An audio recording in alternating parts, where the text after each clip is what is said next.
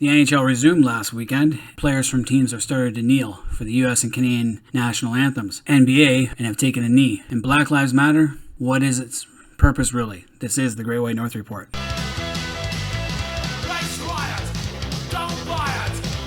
So the other night, Golden Knights and Stars players kneel for the U.S. and Canadian national anthems. Oh boy, you guys are really woke.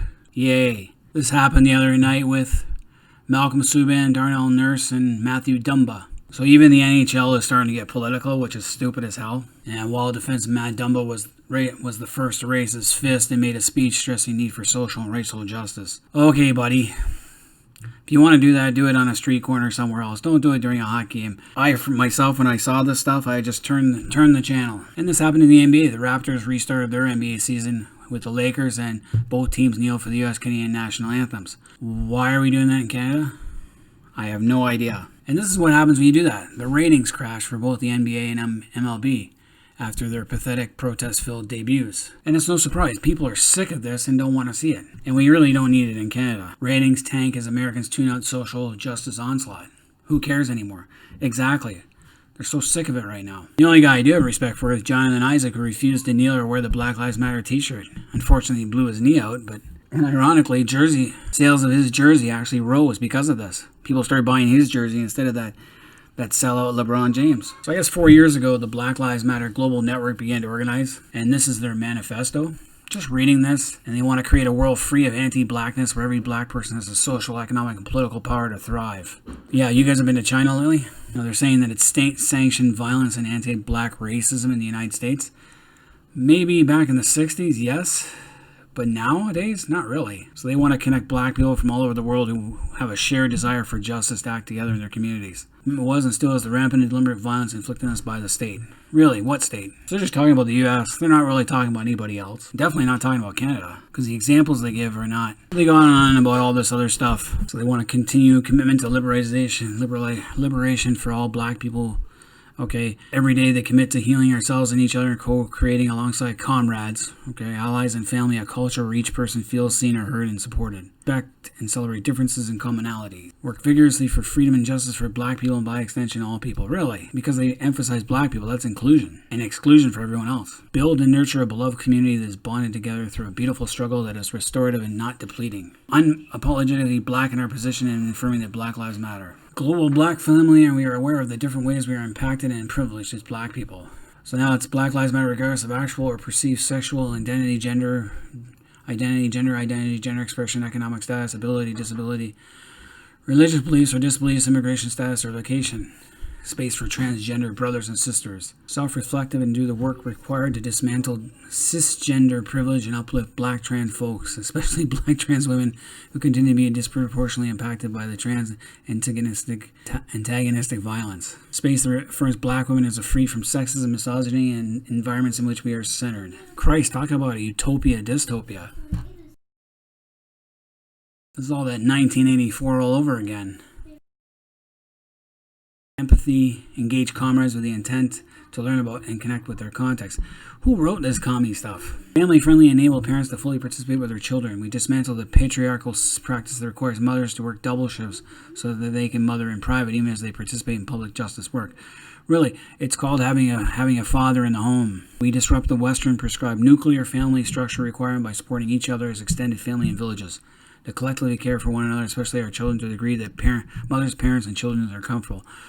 They tried that in North Korea where they took children and put them in state-run schools and broke down the family. It didn't work so well. Jesus, this sounds like a lot of communist propaganda. Queer affirming network. Tight grip of heteronormative thinking. So that's their manifesto. This is actually on their webpage. Oh my God, this doesn't work in the real world. Newsflash for you. The world is not perfect. Every race and culture is racist to a point, and racism is part of human nature. You'll never extinguish it. So get over yourselves. So that's why I see that being the Communist Party. Ironically, Lenin and Mao and Marx were all racist themselves. Black Lives Matter, they talk about all this stuff, but they're really talking about the United States, Canada, the UK, the Western world. They don't dare go to somewhere else like China and complain like that. Just look at this. This is a Chinese commercial that's been played a lot. Here you got this black guy. Looks okay. Looks like LeBron James who shaved.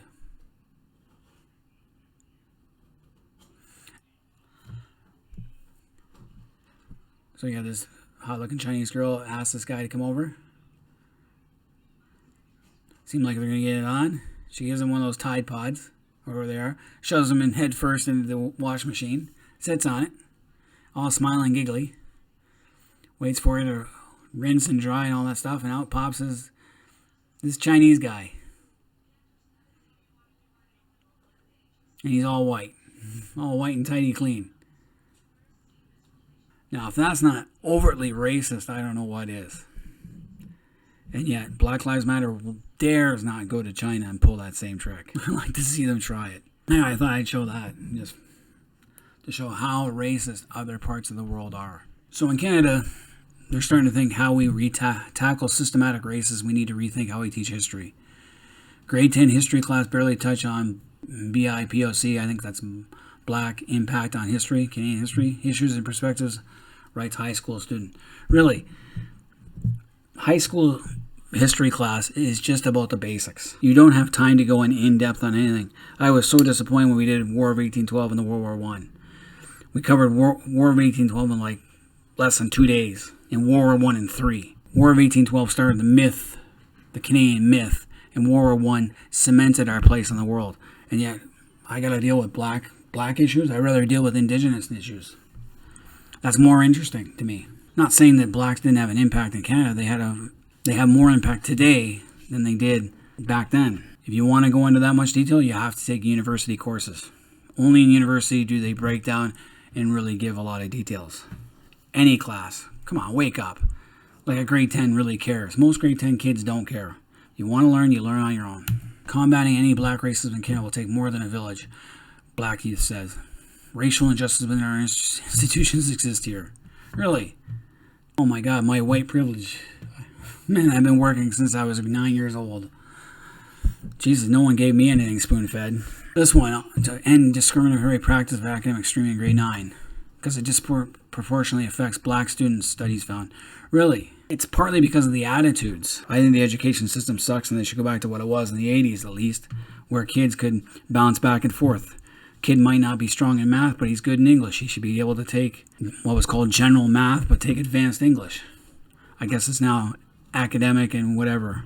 You know why they changed things? Because psychologists and social justice warriors made them change the curriculum way back whenever they did it, because I was in Korea at the time, and took the discipline out of school. So a lot of kids have attitudes, and that tends to be why. This disproportionately affects black and low-income students when it comes to graduation rates and chance of getting to post-secondary institution. It's all about desire.